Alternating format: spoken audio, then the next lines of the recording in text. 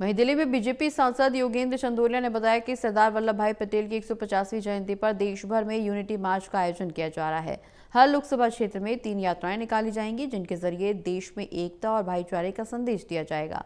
योगेंद्र चंदोलिया ने कहा कि 15 तारीख को इस कड़ी में यूनिट मार्च भी निकाला जाएगा। हमारे संवाददाता प्रणय शर्मा ने खास बातचीत की है बीजेपी सांसद योगेंद्र चंदोलिया से।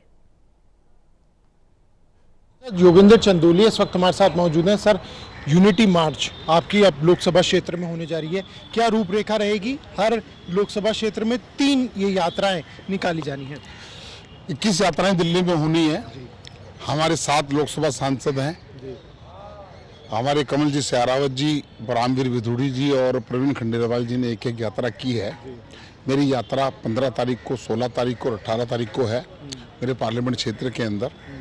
सरदार वल्लभ भाई पटेल का जो व्यक्तित्व था, उनकी 150वीं जयंती को प्रधानमंत्री जी के नेतृत्व में, उनके मार्गदर्शन के अंदर पूरे देश में मनाई जा रही है। पटेल जी का जो व्यक्तित्व था वो आने वाली पीढ़ी को बताने वाला है। वास्तव में तो वो लौह पुरुष थे, गृह मंत्री के नाते उन्होंने देश की रियासतों को भारत में जोड़ा, वरना उस समय भारत खंडित होने की स्थिति में था। वो उनकी सोच थी, उनकी दूरदृष्टि थी, उनकी कूटनीतिज्ञ नीति थी। इसलिए पूरे देश भर में मार्च होंगे।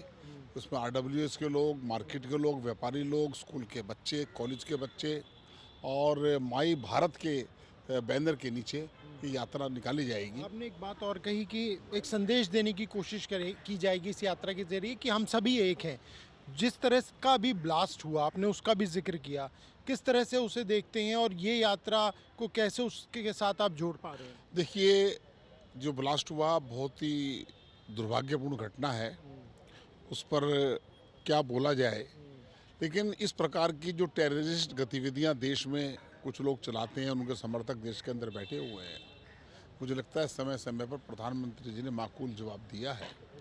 उस पर केंद्रीय नेतृत्व अपना प्रधानमंत्री बोलेंगे। लेकिन हम तो पटेल जी की यात्रा को लेकर जन जन तक पहुंचाने के लिए यह हर लोकसभा में 21 यात्राएं हमारी होनी है और 21 यात्रा करेंगे और पटेल जी का व्यक्तित्व, उनके कूटनीतिज्ञ लोगों को बताने का प्रयास करेंगे। आपने ये भी बताया कि इस यात्रा के जरिए कई और सामाजिक जो कार्य हैं वो भी किए जाएंगे और युवाओं को खास तौर से उससे जोड़ा जाएगा। युवाओं को आत्मनिर्भर भारत की शपथ दिलाई जाएगी। एक पेड़ माँ के नाम, स्वच्छता अभियान, इस प्रकार के अनेक कार्यक्रम इस यात्रा के साथ जोड़े गए हैं। तो जो चीज़ वास्तव में आज आवश्यकता है, आज पोल्यूशन की बात करते हैं तो पेड़ों की आवश्यकता है।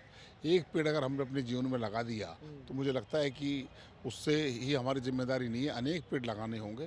तो ये सारे उद्देश्य जो प्रधानमंत्री जी के जो कार्य योजना की चीज़ें हैं, उनको हम मूर्त रूप देने का काम करेंगे। उनसे बात करने बहुत शुक्रिया। बीजेपी सांसद योगेंद्र चंदोलिया, जिन्होंने बताया कि किस तरीके से यूनिटी मार्च उनके लोकसभा क्षेत्र में निकाला जाएगा। कैमरा पर्सन मनोज कोहली के साथ प्रणय शर्मा, टोल टीवी, दिल्ली।